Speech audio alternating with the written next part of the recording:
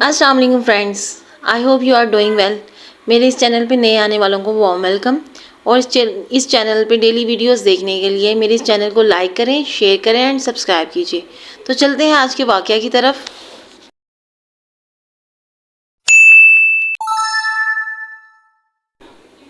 वाक़या कुछ इस तरीके से है कि हज़रत इमाम ज़रक़ानी रहमतुल्लाह अलैह ने एक वाक़या लिखा है कि एक दिन हज़रत मोहम्मद सल्लल्लाहु अलैहि वसल्लम सैर करते करते मदीना मुनव्वरा से बाहर तशरीफ़ ले गए।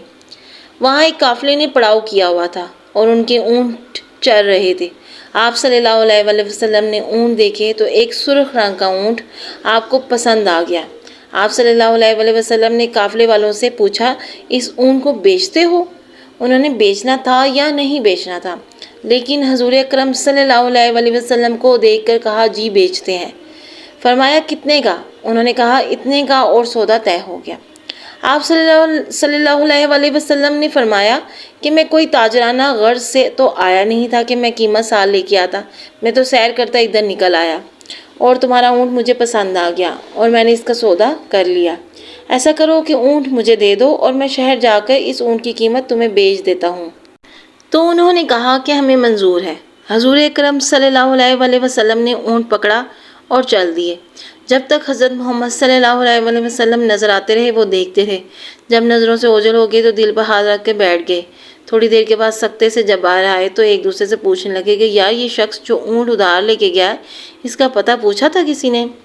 जब किसी को नकद सौदा दिया जाए तो इसका अता पता पूछने की ज़रूरत नहीं होती, और जब किसी को उधार दें तो या आप इसे जानते हो या दरमियान में कोई ज़ामिन हो या कोई चीज़ गिरवी रखी जाए। और कहा, एक शख्स आया और तुमने उसको ऊँट दे दिया और इसका पता भी नहीं पूछा।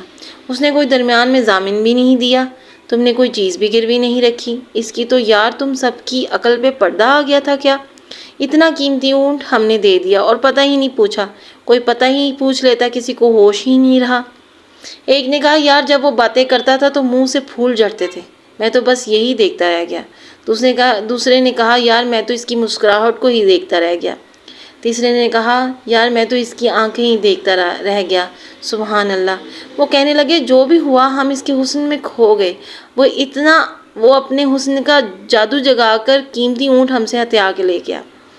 इमाम ज़रक़ानी रहमतुल्लाह अलैह लिखते हैं कि जब उन्होंने ये कहा कि कीमती ऊँट हत्या के ले गया, तो अब तक खामोश बैठी खैमे के पर्दे की ओट में काफ़िले के सरदार की बीवी ने खैमे का पर्दा सरकाया और इनसे मुखातिब होकर बोली, ख़बरदार इसके ख़िलाफ़ कोई बात की तो अगर वो कीमत ना देने आया तो मुझसे ले लेना, मैं इसकी ज़ामिना हूँ। उन्होंने कहा, अच्छा तो इसे जानती है?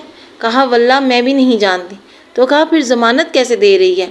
कहा, जब तुम सौदा कह रहे थे तो खैमे की ओट से मैंने इसका चेहरा देखा था, और जिसका चेहरा इतना प्यारा हो वो झूठ बोल ही नहीं सकता।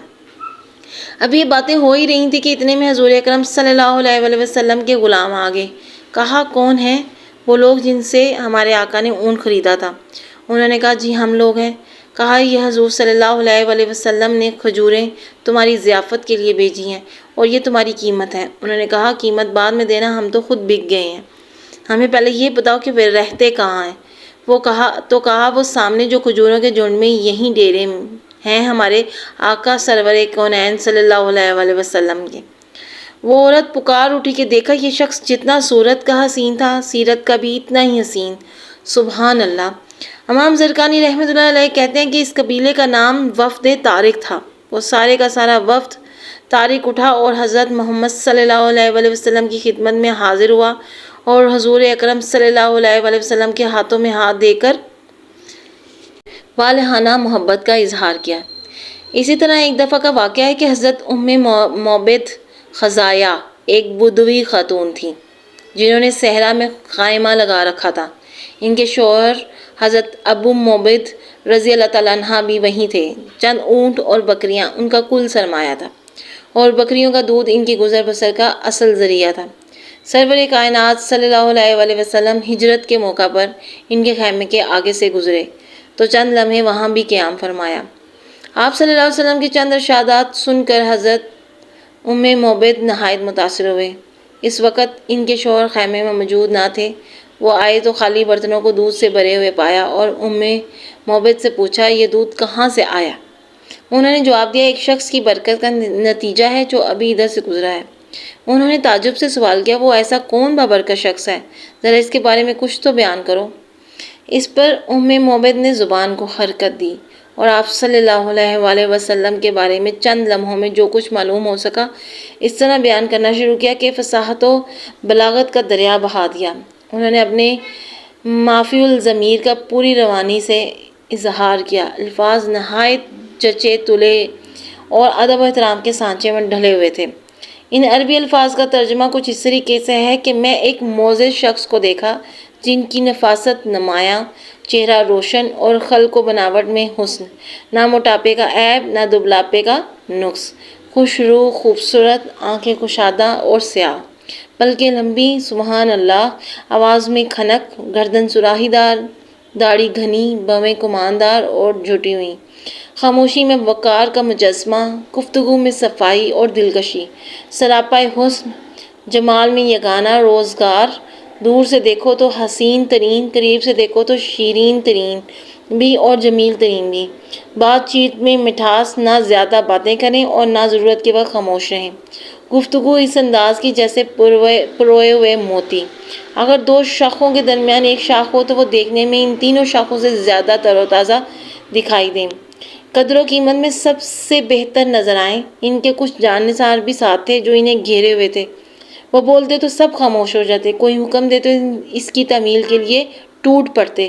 ابو معبد بولے، خدا کی قسم یہ شخص وہی قریشی معلوم ہوتا ہے جن کا ذکر میں مکے میں سن چکا ہوں، میں ارادہ کر چکا ہوں کہ ان کی صحبت کا شرف حاصل کروں، اگر کوئی ذریعہ میسر آیا تو ضرور ان کی خدمت میں حاضری دوں گا۔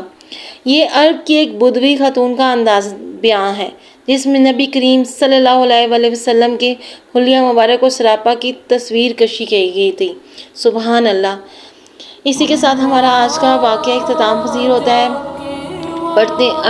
ملتے ہیں نیکسٹ ویڈیو کے ساتھ، پڑھتے ہیں درود ابراہیمی۔ اللہم صلی علی سیدنا محمد وعلی آل محمد کما صلیت علی ابراہیم وعلی آل ابراہیم انک حمید مجید۔ اللہم بارک علی محمد وعلی آل محمد کما بارکت علی ابراہیم وعلی آل ابراہیم انک حمید مجید۔